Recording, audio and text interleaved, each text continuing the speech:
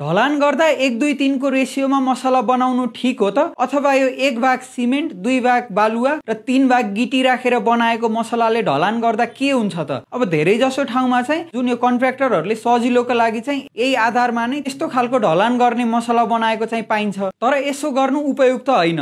ढलान गर्दा चाहिँ तपाईले कंक्रिटको ग्रेड अनुसार नै त्यसको मिक्स डिजाइन जुन हुन्छ त्यो अनुसार चाहिँ तपाईले बनाउनु पर्छ। 800 मिटर स्क्वायर भन्दा कम क्षेत्रफलमा बनेको जुन बिल्डिङ हुन्छन् यस्तोमा चाहिँ तपाईले M15 अथवा M20 जुन चाहिँ त्यहाँ डिजाइनरले अथवा इन्जिनियरले चाहिँ डिजाइन गर्दा नै त्यहाँ कुन ग्रेडको कंक्रिटिङ गर्ने भनेर त्यहाँ ढलान गर्ने भनेर त्यहाँ उल्लेख गरेको हुन्छ त्यही अनुसार नै तपाईले गर्नुपर्छ। र यो M15 त्यस्तै M20 M25 भनेको चाहिँ यो कंक्रिटको ग्रेड हो। यसमा जुन यो M छ त्यो भनेको चाहिँ मिक्स हो अथवा मिसाउनु र पछाडीको जुन यो डिजिट छ 15 20 25 यो भनेको चाहिँ जुन त्यो ढलान गरिसकेपछि 28 दिनसम्म राम्रोसँग त्यसलाई राम्रो कन्डिसनमा क्युरिङ गर्यो भने चाहिँ यसमा आउने स्ट्रेन्थ अथवा त्यसको बलियोपना यदि अब कुनै कंक्रिट चाहिँ M15 ग्रेडको छ भने चाहिँ त्यो कंक्रिटलाई अब 28 दिनसम्म तपाईले राम्रोसँग क्युरिङ गरेर त्यसको अब तपाईले कम्प्रेसिभ स्ट्रेन्थ नाप्नु भयो भने चाहिँ त्यसको 15 न्युटन पर mm स्क्वायर अथवा 1 mm स्क्वायर क्षेत्रफलमा चाहिँ त्यसले 15 न्युटन सम्मको लोड चाहिँ त्यसले थेक्न सक्छ। त्यही अनुसार नै जति यो नम्बर बढ्दै जान्छ 25 30 40 यस्तो हुन्छ त्यही अनुसार नै त्यसको बलियोपना पनि बढ्दै जान्छ। र हामीले अब नर्मल्ली घर बनाउँदा चाहिँ 800 मिटर स्क्वायर भन्दा कम क्षेत्रफलको छ भने चाहिँ त्यस्तोमा हामीले M20 अथवा M15 कै पनि हामीले कंक्रिटिङ गरिराखेको हुन्छौं। तर अब विभिन्न यो पुलहरु बनाउँदा त्यस्तै बाटोहरु बनाउँदा चाहिँ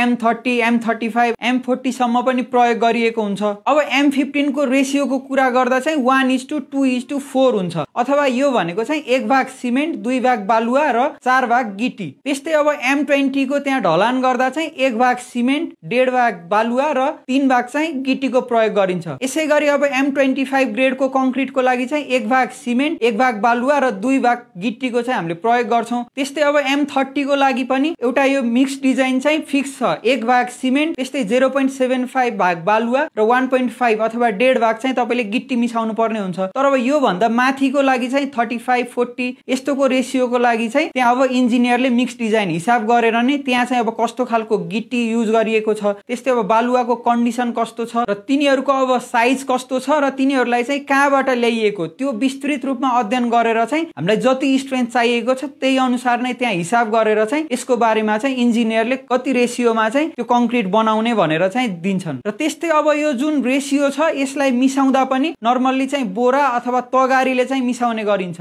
यसो गर्दा चाहिँ त्यसको भोल्युम अथवा त्यो आयतनबाट चाहिँ हामीले मिक्स गरिराखेको हुन्छौं। तर खास तपाईले एक्ज्याक्ट चाहिँ तपाईले त्यसको वेट अनुसार चाहिँ तपाईले मिक्स गर्नुपर्ने हुन्छ। त्यसैले तपाईले अब जुन यो मिश्रण छ यसलाई मिसाउँदा चाहिँ त्यसको भोल्युमको आधारमा नभई तपाईले चाहिँ अब त्यसको वेटको आधारमा त्यसको तौलको आधारमा तपाईले मिसाउनु भयो भने मात्र तपाईले चाहिँ आफूले चाहेको खोजेको स्ट्रेन्थ आउँछ।